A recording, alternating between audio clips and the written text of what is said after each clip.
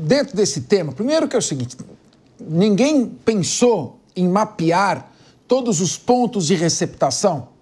Esse cara que leva o relógio vende aonde? Leva a corrente de ouro, vende aonde? Ele está pegando o celular para aplicar golpe, ele está aplicando golpe financeiro com quem? Quem está se beneficiando do desvio de dinheiro? Investigar lá na ponta, porque se você mata o crime pela raiz, ele não tem para quem vender aqueles bens. Segundo, fizeram um estudo sobre o perfil desse jovem, o que está acontecendo com esse jovem que está subindo numa moto, fingindo que é um entregador, pega uma arma, ele compra essa arma onde? Ele está deslocado porque ele não tem emprego, ele tem emprego, ele tem problemas psicológicos ou não tem problemas psicológicos, ou simplesmente alguém que quer se locupletar pela facilidade que o crime apresenta. Então, tem que ter um perfil desse criminoso. Por que eles agem dessa forma para poder atuar na base? Se a gente continuar reagindo, só reagindo, atuando reativamente, o crime, sem dúvida alguma, vai continuar apresentando essas tragédias, como continua diariamente. E olha, Leandro Ferreira, dentro desse tema, um assunto que tem tido muito destaque nos últimos dias é o número de ataques a ônibus que tem ocorrido na Grande São Paulo. Não para de crescer.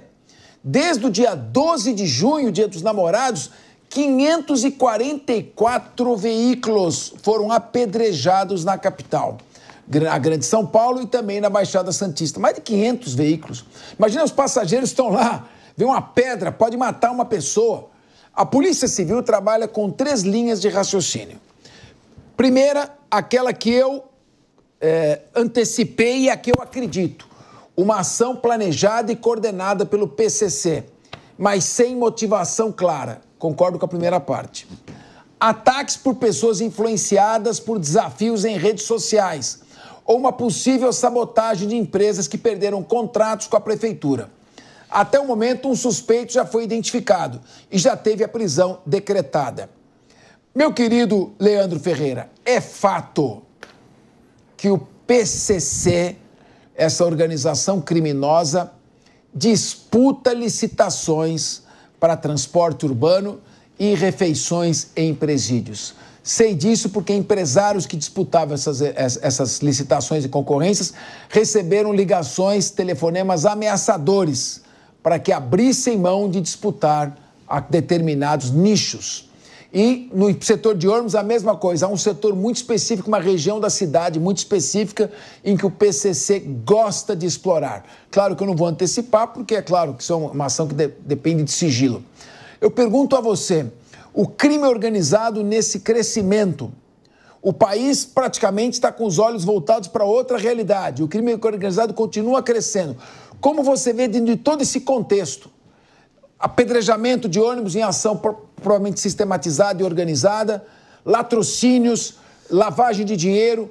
Como você vê essa questão como economista? De que maneira seria possível, dentro do viés econômico, do viés da repressão criminal, atuando conjuntamente, minimizar os efeitos caóticos dessa crise de insegurança pública? Capês, antes de mais nada, eu queria, ainda na notícia anterior, me solidarizar à família do empresário falecido em Guarulhos por esse crime bárbaro. Espero que seja resolvido. Uma das partes importantes dessa história toda é não ficar impune, né? Porque eu acho que a impunidade é um grande problema, né?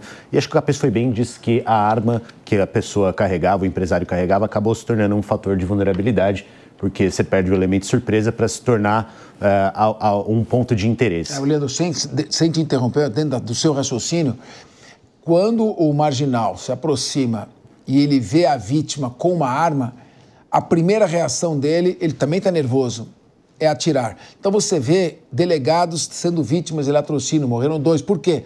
Porque o assaltante olha a arma e aí reage. Então, seja você a favor ou contra, a arma é uma faca de 2 gumes. Se o elemento surpresa não for seu, você perde a vantagem. Desculpa, Leandro.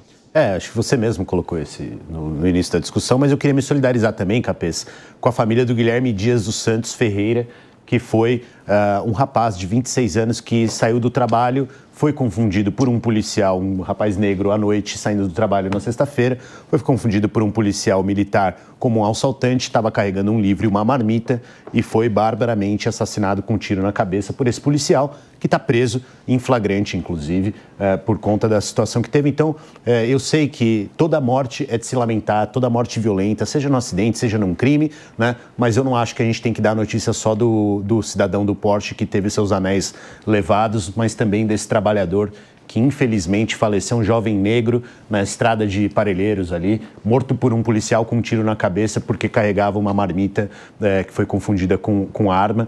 Felizmente o policial está preso em flagrante, né? Agora, eu acho que essa situação relativa aos ônibus, você tem muita razão, inclusive, Capês, você como especialista em lavagem de dinheiro, né?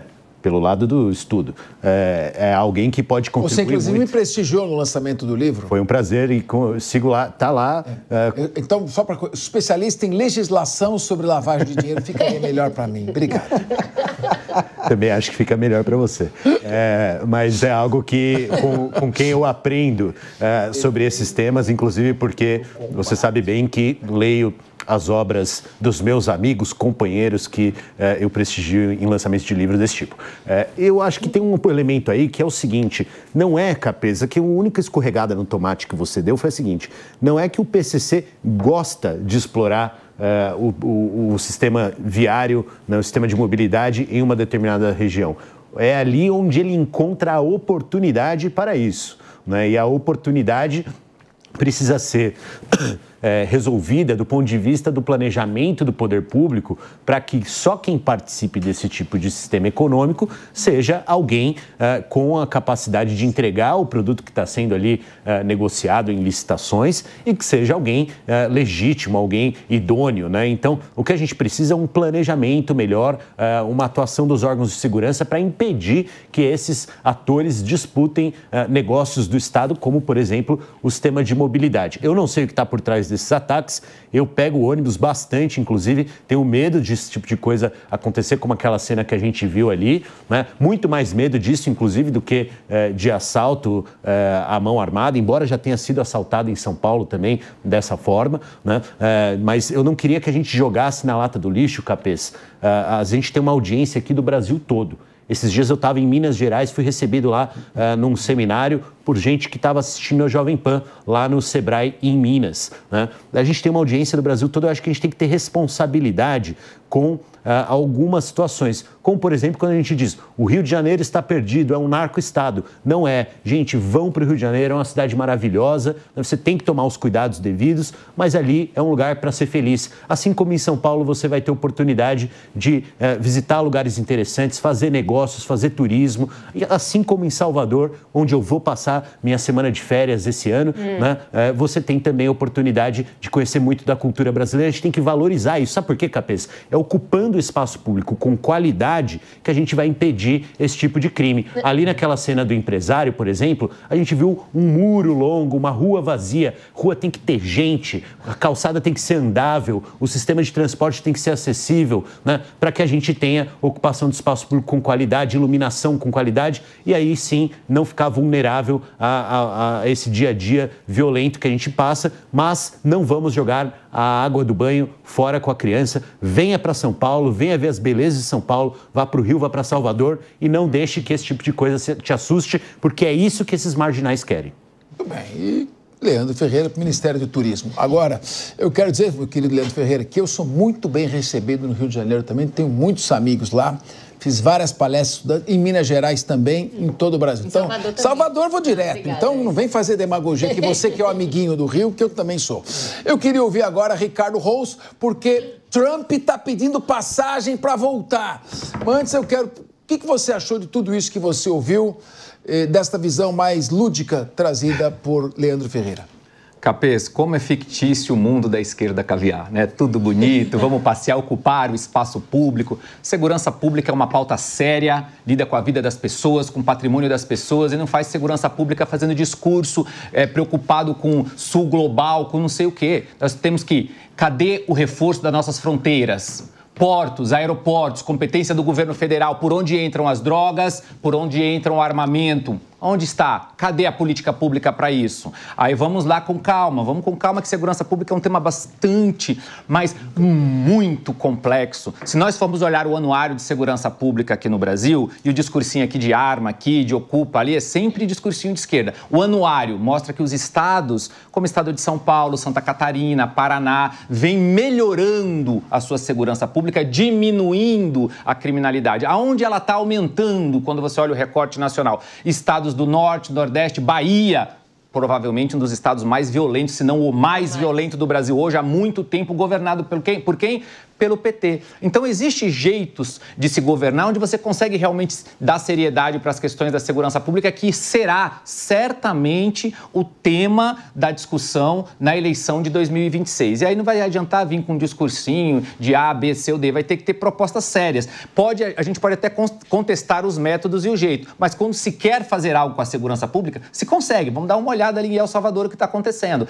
Tem exageros, mas tem também uma mão dura na legislação e no modus operandi. Aqui no Brasil, a gente vê muito se falar que o PCC que virou uma grande empresa, multinacional, que não sei o quê, mas por que nós não estamos estrangulando o crime organizado, indo atrás do dinheiro? Se é uma empresa, está colocando o dinheiro aonde? Cadê uma união nacional para, de fato, podermos falar de forma séria de segurança pública nesse país?